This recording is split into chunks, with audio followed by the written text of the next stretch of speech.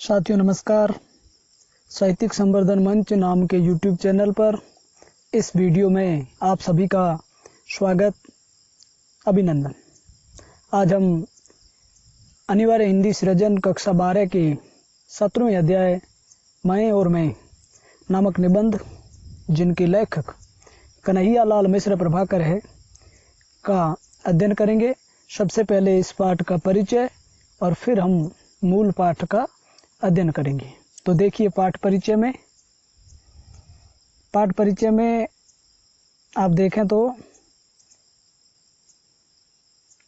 प्रस्तुत निबंध ये स्पष्ट हो जाना चाहिए कि ये साहित्य की किस विधा की कृति है। तो मैं और मैं नामक निबंध है वो प्रभा जी के जिए तो ऐसे जिए शीर्षक कृति से लिया गया है और इसमें लेखक ने यह प्रतिपादित किया है कि प्रायः मनुष्य जो है वो दूसरों के विषय में सोच समझकर दुखी सुखी होता है, खुद के लिए नहीं अपितु दूसरों के बारे में सोच करके दुखी और सुखी रहता है।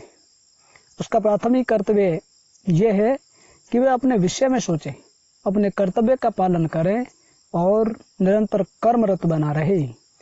कर्तव्य करने के साथ साथ उसे अहंकार का बोझ नहीं लादना चाहिए, यानी कि किसी भी प्रकार के अहंकार से दूर रह करके अपने कर्तव्य का निर्वहन करें।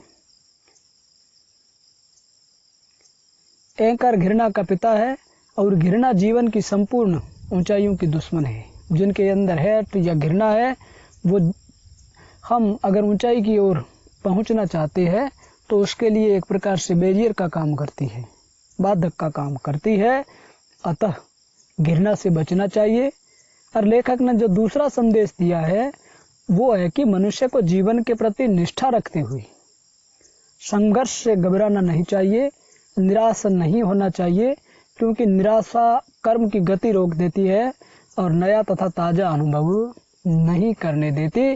कहने का आशय यह है कि असफलताओं से या विपरीत परिस्थितियों से हमें घबराना नहीं चाहिए, बल्कि उनका पूरी ताकत के साथ, हमें पूरी शिद्दत के साथ मुकाबला करना चाहिए। जब तक वो बाधाएं आपकी रहेगी सफलता संभव नहीं होगी। इसलिए एक एक करके उन बाधाओं को हटाएं, नए तथा ताजे अनुभव को प्राप्त करें। ये था मैं और मैं नामक निबंध, जो जिए तो ऐसे जिए शीर्षक कृति से लिया गया है। महत्वपूर्ण बात हो गई। अब हम इस मूल पाठ का अध्ययन करेंगे। तो चलिए मूल पाठ में। जब देखा गुमसुम, अरे भाई तुम्हें क्या सांप सूंघ गया है कि सुबह के सुहावने समय में यूं चुपचाप बैठे हो?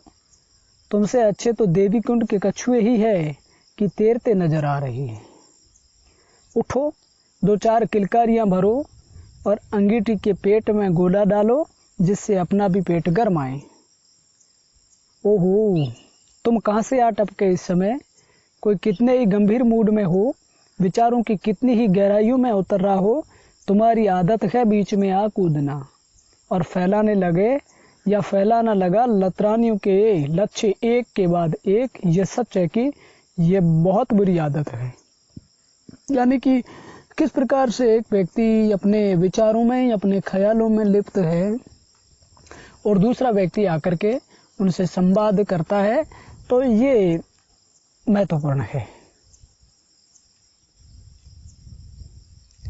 तो हम लंतरानियों के लक्ष्य फैलाते हैं और तुम गंभीर मूड में रहते हो। सच्चाई यह है भाई, जान कि जमाना बहुत खराब है। जिस गद्दे को नमक दो वही कहता है कि मेरी आंखें फोड़ दी। यानी कि भलाई करें पर प्रतिफल या नतीजा बुरा रहता है। हम जा रहे थे अपने काम, तो मैं दूर से देखा, सुस्त रास्ता काट कर इधर आए कि देखें तो माजरा क्या है और मामला कुछ गड़बड़ हो तो कुछ मदद करें। पर तुम्हारे तेवर कुछ ऐसे बदले हुए हैं कि जैसे हम सुबह सुबह 4 रुपए उधार मांगने आए हों। यानी कि ऐसा लग रहा है कि हम आपके ऊपर आरोप या इल्जाम लगाने आए हो, जबकि वास्तविकता यह है कि आपकी वस्तु स्थिति को देख करके, आपकी इस प्रकार के मूड को देख करके हम आपकी मदद के लिए आए हैं। और पहले इसी तरह हाथ उधार उठाए रुपए हमने अभी तक वापस न किए हों, बहुत अच्छी रही। फिर आप आगे देखिए, ना ये बात नहीं है, तुम्हारा आना सर आंखों पर, तुम भी ये क्या बात कर रही हो। पर बात यह है कि मैं इस समय बहुत गहरे चिंतन में था। और तो बताऊं तुम्हारे गहरे चिंतन में क्या था, मैं अपने आप में खोया हुआ हूँ आज। यानी कि एक व्यक्ति अपने विचारों के प्रभाव में या विचार मग्न है, और दूसरा उनका सखा उनकी परिस्थिति को या तल्लीन देखकर, उनकी स्थिति को जान करके, उनसे बात करके उनकी तबीयत के बारे में पूछना चाहता है। वाह भाई वाह, क्या कहने। लो फिर बताऊं तुम्हें मैं भी एक बात कि आज तुमने ऐसी दूर की आंकी की, अब तक के सब छांक मात हो गए। हाँ जी, तो आज तुम अपने आप में खोए हुए हो, मैया खोए हुए हो। तो डोंडी पिटवाओ या पुलिस में रिपोर्ट लिखाओ। खड़े खड़े क्या देख रही हो भेंगे बबूल से। तुम तो अजीब आदमी हो कि मैं कह रहा हूँ संत स्वभाव एक गहरी बात, और तुम उड़ा रही हो गुट्टे पेपर। बात यह है कि पढ़ाई के लिए एक पैसा कभी किसी मास्टर को तुमने नहीं दिया। अक्ल आए भी तो कहाँ से। लो फिर मैं आज तुम्हें तुम्हारे ही जैसों की एक कहानी सुनाता हूँ। उसे सुनकर तुम समझोगे कि कैसे आदमी अपने आप में खोया रहता है। अब कई बार क्या होता है कि हम हमारे सुख या हमारे दुख या हम खुद के बारे में चिंतन नहीं करते हैं, खुद के बारे में मन नहीं करते हैं, खुद के बारे में नहीं सोच करके, बल्कि अड़ोस पड़ोस के बारे में, आसपास के वातावरण के बारे में, आसपास के एटमॉस्फेयर या इन्वायरमेंट के बारे में सोच लेते हैं। इसलिए इस उदाहरण के माध्यम से, इस नज़ीर के माध्यम से लेखक स्पष्ट करना चाहता है कि हम किस प्रकार से खुद को भूल जाते हैं, बल्कि दूसरों के बारे में समझते हैं। अरे ऐसी बात देखिए, 5 आदमी आपस में गहरे दोस्त थे। करने धरने को कुछ नहीं, खाने को दोनों समय रोटी और पीने को भंग चाहिए। 5 पक्के भंगड़ी पिए और धुत पड़े रहे। एक दिन कहीं मंदिर में बैठे घोट रहे थे कि उन 5 की स्त्रियां इकट्ठी होकर जा पहुंची। फिर और लगे दिल के गुबार निकालने। जो 10-5 आदमी वहां आए और वो जो मौजूद थे, उन्होंने भी इन स्त्रियों की बात का समर्थन किया। बड़ी बेइज्जती हुई और 5 ने कहीं प्रदेश में जाकर रोजगार करने का फैसला लिया। यानी कि परले दर्जे के निकम्मे 5 व्यक्ति, और उनकी पत्नियों ने जब फटकार दी तो वहां के लोगों ने भी माना कि निश्चित रूप से ये लोग निकम्मे है या कामचोर है। तो इस प्रकार से वो प्रदेश में जाते हैं, दिशावर में कहीं अन्यत्र चले जाते हैं रोजगार के लिए। और फिर क्या होता है, फिर तो 5 चल पड़े। चलते चलते आपस में सलाह की कि भाई होशियारी से चलियो, कहीं रास्ते में ऐसा ना हो कि सांझ हो जाए, जरा गहरी और कहीं खोया जाए। लौटकर उसकी घरवाली को क्या जवाब देंगे। फिर कुछ दूर गए, रात हुई, एक मंदिर में पड़कर सो गए। सुबह उठते ही तब पाया कि भाई पहले गिन लो, सब चौकस भी है। यानी कि हम 5 के 5 है या कोई कम पड़ गए। उनमें से एक ने सबको गिना, 1 2 3 4। फिर गिना 1 2 3 4। जोर से चिल्ला करके कहा, अरे हम तो घर से 5 चले थे, ये तो रात भर में ही 4 रह गए। दूसरे ने दोबारा सबको गिना, पर वे ही 4। आशय स्पष्ट, खुद को नहीं गिन रहे।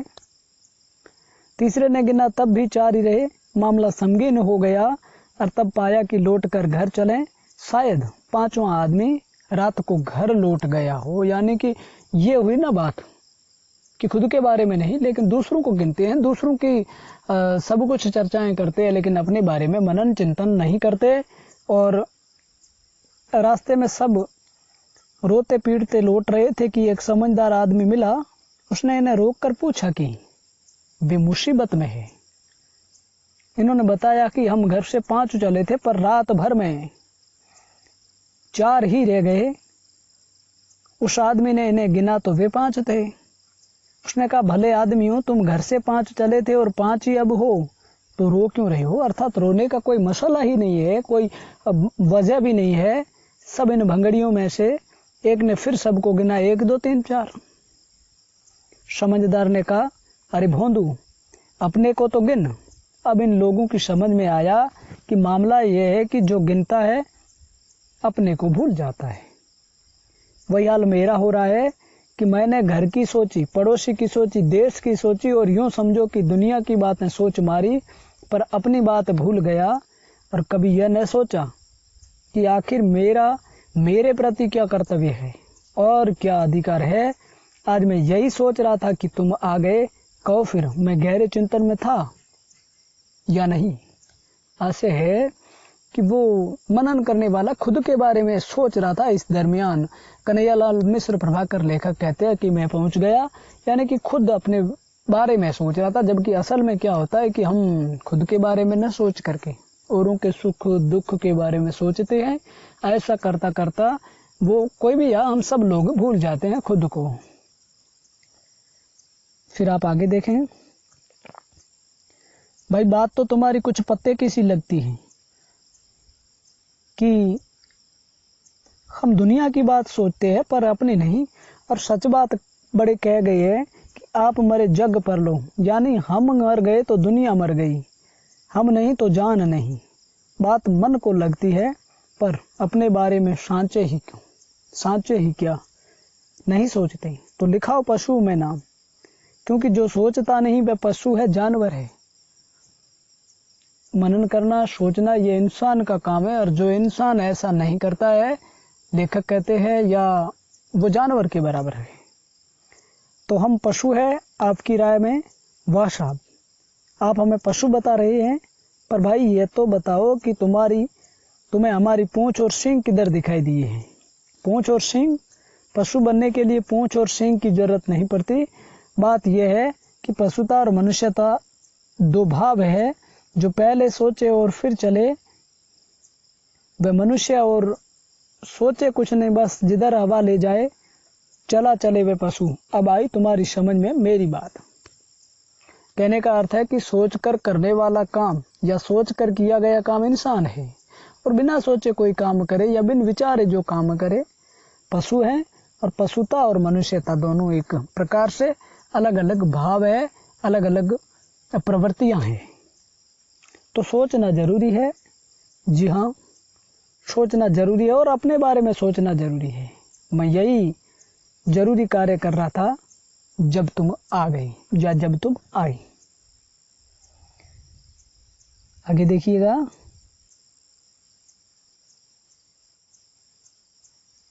महाकवि शेख सादी एक दिन अपने बेटे के साथ सुबह की नमाज पढ़कर लौट रहे थे। ये वृतांत सबसे शानदार है इस पाठ का, ध्यान में रखना। उसने बेटे या उनके बेटे ने देखा कि रास्ते के दोनों तरफ वाले घरों में अभी तक बहुत से आदमी सोए पड़े हैं। उसने अपने पिता से कहा, अब्बा ये लोग कितने पापी है कि अभी तक पड़े सो रहे हैं और नमाज पढ़ने नहीं आए।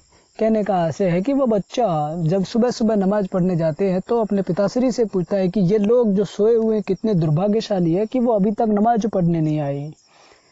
विचारक शेख सादी ने दुख भरे स्वर में कहा, बेटा बहुत अच्छा होता कि तू भी सोता रहता और नमाज पढ़ने ने आता। बेटे ने आश्चर्य से पूछा, ये आप क्या कह रही है मेरी अब्बा? शेख सादी ने और भी गहराई में डूब करके कहा, तब तो दूसरों की बुराई खोजने में या दूसरों की बुराई खोजने के इस भयंकर पाप से तो बचा रहता मेरे बेटे। कहने का आशय है कि अच्छा काम करने तो निकला था, लेकिन उसके साथ साथ में दूसरों की कमियों को खंगालने का काम किया, दूसरों की कमजोरियों को देखने का काम किया और खुद की ताकत या खुद को अपने आप में अच्छा बनाने में भूल गया। मतलब यह कि अपने बारे में सबसे पहले जो बात सोचने की है वह यह कि मेरा ये अधिकार है कि मैं अच्छा काम करूं और ये अपने जीवन को ऊंचा उठाऊं। पर मेरा ये कर्तव्य है कि जो किसी कारण से अच्छे काम नहीं कर पा रहे हैं, कई सारे लोग होते हैं जो कोई कारण होता है उस वजह से अच्छे काम नहीं करते हैं और या साफ शब्दों में गिरे हुए हैं, उन्हें अपने कामों से ऊंचे उठने की प्रेरणा देते हुए भी उन पर अपने अहंकार का बोझ न ला दूं, क्योंकि अहंकार जो है वो घृणा का पिता है और घृणा जीवन की संपूर्ण ऊंचाइयां जो है उसकी दुश्मन है। आशा है कि हम अपने जीवन में जब तक घृणा को नहीं छोड़ेंगे, हेट को नहीं छोड़ेंगे, तो जीवन में ऊंचाइयां, जीवन में जो हमें उपलब्धि या अचीवमेंट मिलनी चाहिए नहीं मिल पाएगी। खास बात यह है कि घृणा उसका घात करती है जो घृणा करता है, और इस तरह में दूसरों से घृणा करके अपना ही घात करता है। दूसरे लोगों के प्रति घृणा करने वाला खुद को नुकसान पहुंचाता है। ऐसा लेखक इस प्रकरण के माध्यम से स्पष्ट या समझाने का प्रयास करते हैं। तो घृणा को रोकना जरूरी है, यानी कि हम घृणा नहीं करें, क्योंकि घृणा नई ऊंचाइयों की दुश्मन है। हाँ जी, घृणा को रोकना, उससे उत्पन्न ही न होने देना बहुत जरूरी है। पर रोकने की बात कहकर तुमने मुझे एक पुरानी बात याद दिला दी। क्या? अब एक और वृतांत, वो भी अच्छा है, महत्वपूर्ण है। मेरे एक मित्र है श्री कौशल जी। उन्हें अपने जीवन में पहली असफलता ये मिली कि एंट्रेंस पास न कर सके, और 9th में ही उन्हें स्कूल को नमस्कार करना पड़ा। इनके कुछ दिन बाद ही उन्होंने छोटा सा प्रेस खोल लिया। साजी समझदार था, कर्जा प्रेस के नाम लिखता गया और आमदनी अपने नाम। प्रेस फेल हो गया और मेरे मित्र चौराहे पर खड़े कर दिए गए, यानी कि जो पार्टनर था, जो साझीदार था, वो वास्तव में समझदार था और उनको डुबो दिया। अपने पिता की पूरी पूंजी लगाकर उन्होंने बर्तनों का एक कारखाना खोल दिया। बर्तन बनते, कलई होती, रुपए छनका करते, सेठों में गिनती होने लगी। पर तभी उनकी पत्नी बीमार हो गई। उसे लिए इरविन अस्पताल पड़े रहे। कारखाना मजदूर खा गए। 5 महीने बाद लौट कर आए तो लेना कम था, देना बहुत पड़ा। जहाँ भी ताला बंद किया। पंसारी की थोक दुकान थी, मेवा के ढेर लग गए। ढेरों आती, बोरियां जाती। फिर रुपया बरसने लगा। पर जाने कैसे ये घटनाएं भी छितरा गई और पत्नी का सारा जेवर बेचकर भी तब जाकर के जान छूटी। यानी कि हर बार नया धंधा शुरू होता, अच्छा बनता और उसके बाद में इस तरह से बिखर जाता। खाली तो रह ही नहीं सकते थे। घर से दूर जाकर होटल खोल लिया। चला चमका और ठप हो गया। वहां से भी हटे और अपने संबंधी को सोडा वाटर फैक्ट्री में बैठने लगे, और जहाँ से एक बीमा कंपनी में जाते हैं, खूब चमके। बीमा कंपनी में डायरेक्टरों का कुछ झमेला मचा तो इन्हें शरबत की दुकान खोल दी, अखबार निकाल दिया। दोनों खूब चले पर चलकर टिके नहीं, चले ही गए। यानी कि एक प्रकार से जो स्थिरता आनी चाहिए किसी भी धंधे में, किसी भी व्यापार में, वो हमारे श्री कौशले जी में नहीं रही। और अब ये एक बहुत बड़ी कंपनी के मैनेजर डायरेक्टर थे। यहाँ ये ऐसे चमके कि पिछली सब चमके धीमी पड़ गई। सबसे ज्यादा अगर ब्राइट की बात करें तो यही था। एक बार तो ऐसी हवाबंदी की गांठ बंध गई, पर फिर वे बहुत सी बातें इकट्ठी हो रही, कंपनी में ताला पड़ गया। और मेरे मित्र अब क्या है, पुस्तक प्रकाशक थे। बाजार उनकी पुस्तकों से दाया हुआ था। धूम थी, खूब जोर रही। देश स्वतंत्र हुआ। उन्हें एक यात्रा के बीच में एक जाति के लोगों ने उतार लिया, और जाने कितने बंदी रहे या कितने दिन बंदी रहे, जाने कैसे बचे और कहाँ कहाँ भटकते रहे। बहुत दिन बाद एक पत्रकार के रूप में प्रकट हुए और अब शांति के साथ सम्मान की और व्यवस्था की जिंदगी बिता रहे हैं। और उन्हें देखकर बराबर मेरा दिमाग चक्कर में रहता है कि ये सज्जन कितने अद्भुत हैं। क्यों? क्योंकि इतनी असफलताओं के थपेड़े खाकर भी निराश नहीं हुए। मैं उनके बारे में बहुत सोचा, पर उनके व्यक्तित्व का रहस्य नहीं समझ पाता। हमने पढ़ा श्री कौशले जी के बारे में, काफी सारे काम शुरू किए, चमके, बना, बिगड़ा, लेकिन कभी उन्होंने हिम्मत नहीं हारी और धीरे धीरे करते करते लगातार संघर्ष करते रहे। और यही जिंदगी है। सफलताओं और असफलताओं के मेल का नाम जिंदगी है।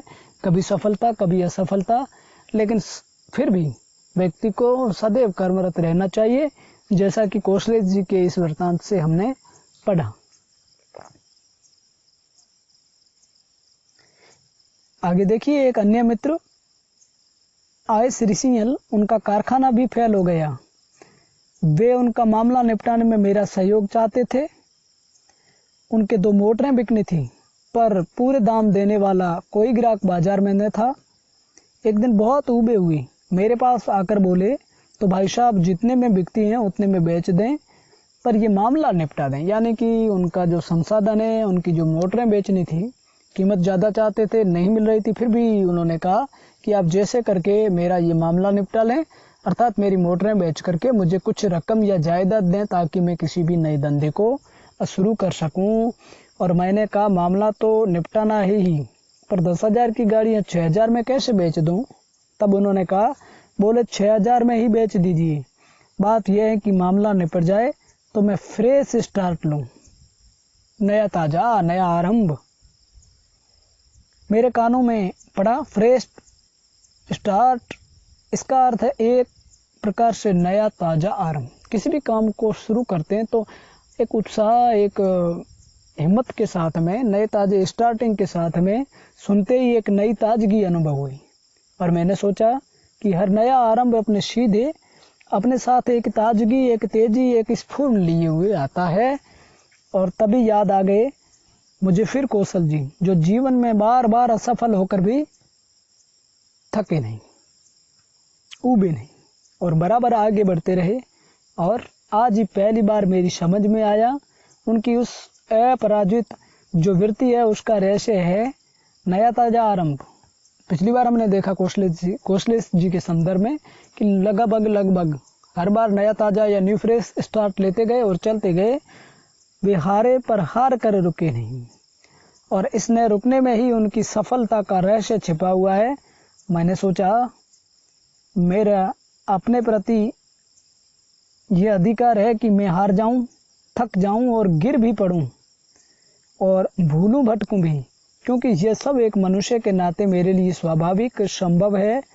पर मेरा यह कर्तव्य है कि मैं हार कर भागूं नहीं, थक कर बैठूं नहीं, गिर कर गिरा ही न रहूं और भूल भटक कर भरमता ही न फिरूं।